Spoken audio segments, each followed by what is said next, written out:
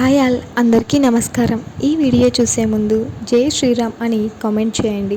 July 6వ తేదీ నుంచి ఆషాఢ మాసం ప్రారంభమవుతోంది. ఈ నెల రోజులు కొత్తగా పెళ్ళైన దంపతులు దూరంగా ఉండాలి. పెద్దలు ఈ సంప్రదాయాన్ని ఎందుకు తీసుకొచ్చారు, దీని వెనుక ఉన్న కారణం ఏంటో తెలుసుకుందాం. ఆషాఢ మాసం ప్రారంభం హిందూ ప్రకారం వచ్చే నెల 4వ నెలని ఆషాఢంగా చెబుతారు. ఆషాఢ మాసం అనగానే కొత్తగా పెళ్ళైన జంట దూరంగా ఉండాలి అన్న విషయం ఎక్కువగా గుర్తుకొస్తుంది. రేపటి నుంచి ఆషాఢ మాసం ప్రారంభమవుతోంది. జూలై 6వ తేదీ నుంచి ఆగస్టు 4వ తేదీ వరకు ఆషాఢ మాసం ఉంటుంది. ఆ తర్వాత శ్రావణ మాసం ప్రారంభమవుతుంది. పూర్వాషాఢ, ఉత్తరాషాఢ నక్షత్రాలు చంద్రుడికి దగ్గరగా రావడం వల్ల ఈ మాసాన్ని ఆషాఢ మాసం అని పిలుస్తారు. ఆషాఢ మాసం ప్రాముఖ్యత. ఆషాఢ మాసానికి హిందూ సాంప్రదాయంలో ఎంతో ప్రాముఖ్యత ఉంది. ఈ సమయం మొత్తం ఆధ్యాత్మికత, భక్తిభావం, దైవారాధనకు అధిక ప్రాముఖ్యతగా ఇస్తారు. ఆషాఢ మాసం జ్యోతిష్య శాస్త్రపరంగానే కాకుండా మతపరంగా కూడా చాలా ముఖ్యమైనది. ఈ మాసంలో మహావిష్ణువు అత్యంత భక్తి శ్రద్ధలతో పూజిస్తారు. దుర్గామాతతో సంబంధం కలిగిన గుప్త నవరాత్రులు ఈ మాసంలోనే జరుస్తాయి. ఆషాఢ మాసం నుంచి పండుగలు ప్రారంభమవుతాయని చెబుతారు. మత విశ్వాసాల ప్రకారం ఆషాఢ మాసంలో ఎక్కువ పూజలు, హవనాలు, యాగాలు నిర్వహిస్తారు.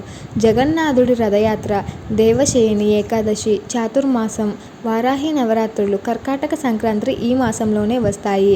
ఆషాఢ మాసంలోనే దక్షిణాయనం ప్రారంభమవుతుంది. ఈ గుప్త నవరాత్రులని వారాహి నవరాత్రులు అని పిలుస్తారు. తొలి ఏకాదశి, బోనాలు జూలై 17వ నుంచి వస్తాయి. దీన్నే తొలి ఏకాదశి అని అంటారు. తొలి ఏకాదశి నుంచి పండుగలు వస్తాయని చెబుతారు. తెలంగాణ రాష్ట్ర పండుగగా జరుపుకునే బోనాలు కూడా ఇదే మాసంలో వస్తాయి. ఆషాఢ అమావాస్య వచ్చిన తరువాత గురువారం నుంచి బోనాల ఉత్సవాలు జరుగుతాయి. ఆషాఢ మాసం చివరి రోజున చివరి బోనంతో ఈ ఉత్సవాలు ముగుస్తాయి. ఆషాఢ మాసంలో వచ్చే దేవశయని ఏకాదశి నుంచి శ్రీ మహావిష్ణువు యోగ నిద్రలోకి వెళుతారు. నెలల అనంతరం దేవ అర్ధన ఏకాదశి నాడు మేల్కొంటాడు. ఈ 4 నెలల సమయంలో శుభకార్యాలను నిషేధిస్తారు. ఈ 4 నెలల కాలాన్ని చాతుర్మాసం అని కూడా అంటారు.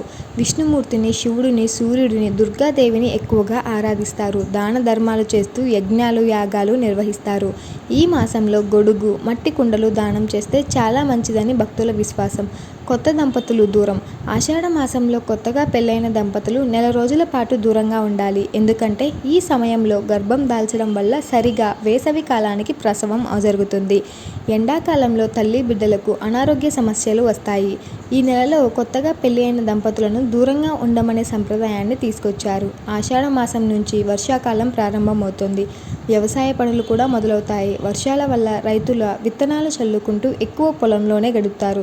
కొత్తగా పెళ్ళైన యువకుడు అత్తారింట్లో ఉండే వ్యవసాయ పనులు సాగవని కూడా అంటారు. అందుకే అమ్మాయిని పుట్టింటికి పంపిస్తారు. వేసవి నుంచి చల్లటి వాతావరణంలోకి రావడం వల్ల ఇన్ఫెక్షన్లు, తలనొప్పి, జ్వరం వంటి వ్యాధులు వచ్చే అవకాశాలు ఉంది. ఈ మాసంలో ఎక్కువగా రోగాలు ప్రబలే అవకాశం ఉన్నందున ఎక్కువ జాగ్రత్తలు తీసుకుంటారు.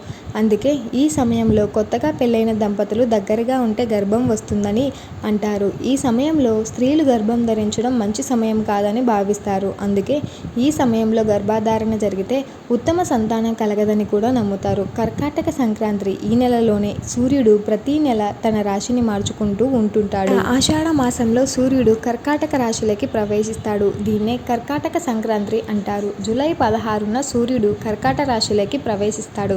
అప్పటి నుంచి దక్షిణాయనం ప్రారంభమవుతుంది. సూర్యుడు మళ్ళీ మకర రాశిలోకి ప్రవేశించినప్పుడు మకర సంక్రాంతి వస్తుంది.